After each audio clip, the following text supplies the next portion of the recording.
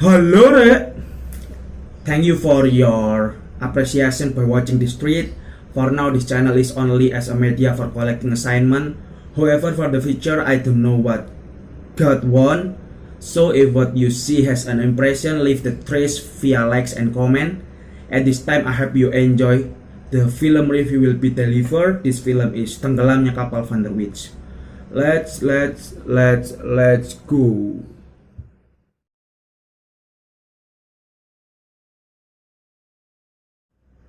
It's about love, culture, and regret. Tenggelamnya Kapal van der Wijck is a film adapted from the same book by Wijck. Many film stories are adapted from novel. The difference is, this film is adapted from classic novel that was first published in 1938. If it were not for the interesting story, it would have been swallowed up by the times. But time has proven that the novel, Tenggelamnya Kapal van der Wijck, has always been loved by readers. As a whole, this film tells the journey of Zainuddin and Hayati's love, which was destroyed by Minangkabau culture, warped with very traditional perform ranging from Minangkabau to Bugis. Zainuddin is an orphan of Bugis, Minangkabau Disken. He went to Batipu to meet his father relative. In Batipu, Zainuddin falls in love with Hayati, but is hindered by Minangkabau culture, which consider Zainuddin to be of a different ethnicity. After Hayati was married to Aziz, Zainuddin fell ill for 2 months. After recovering, Zainuddin became a successful writer in Batavia and Surabaya. Long story short, Aziz and Hayati met Zainuddin in Surabaya. They hitched a ride because they fell into poverty because of Aziz's action. After Aziz died, Zainuddin ordered Hayati to return to Batipu. On the way home, the ship that was carrying Hayati sank. Zainuddin was in great regret. Turning to the detail of the film, the duration of more than 3 hours make the film directed by Sunil Soraya have a long run time than Indonesian film in general. However, the duration of 3 hours does describe the incident in a coherent manner, so it's still understandable. This film has a complete forward plot. Only a few past stories are shown at the beginning of the story. For the time setting, it is a 1938. The dominant places are in Batipu, Padang Panjang, Batavia, and Surabaya.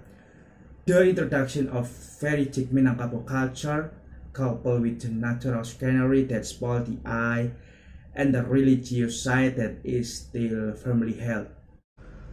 Not to mention the appearance of traditional clothes and traditional symbols such as crosses sword is a Minangkabau identity that is trying to be introduced to the public.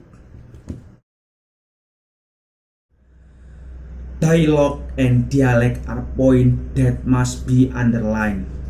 This film displays the accent of the Minangkabau ethnic with the addition of gurindam and syair. It's crazy, really bringing Indonesian culture to introduce the public. The soundtrack is also amazing. Song from Niji make the atmosphere dance and goosebumps. Moreover, one of the personnel has a central role in this film. Sumpah mati sumpah. That enough. Featuring the protagonist in Pevita Pierce as Hayati, Herjunot Ali as Zainuddin, and Reza Radian as Aziz, Herjunot Ali's acting quality deserves the highest praise in this film. Junot, who plays Zainuddin, really brings the audience to feel the grudge, regrets, and love that are so raging within him. The part when Zainuddin fell ill to the point of rejecting Hayati's love became the most climatic scene played by Junot, especially when Zainuddin read the 2 sentences of the bridge when Hayati was about to die. It's crazy, bro. The goosebumps are really great. Previously, the memorable phrase "Hayati kekasihku" repeat itself from Zainuddin's mouth. Meanwhile, Pevita with her grace is able to describe Hayati's beauty, even though she only smells a little. Harta tahta Pevita is the best jargon after watching this film. For the meanest, there are some scenes that look illogical. For example, when Hayati married to Aziz, it even looks very simple to accept Aziz's proposal. Yes, even though it is one ethnic and region. However, by telling that Hayati's family is an influential person, you should understand how Aziz's behavior is also a respected person. Not to mention, when Hayati changed into Western style clothes, logically they should know that Aziz is not a good follower of religion.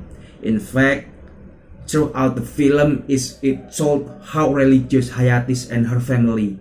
So there is counter understanding in the scene.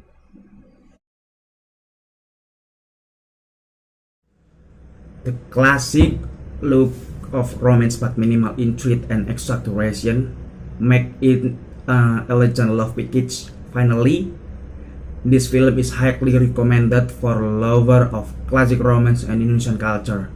From me, the rating for this film is 9 from 10. I think it's enough.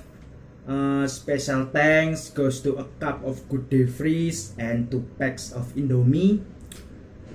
I'm Dicky, thanks for our attention. Dodore!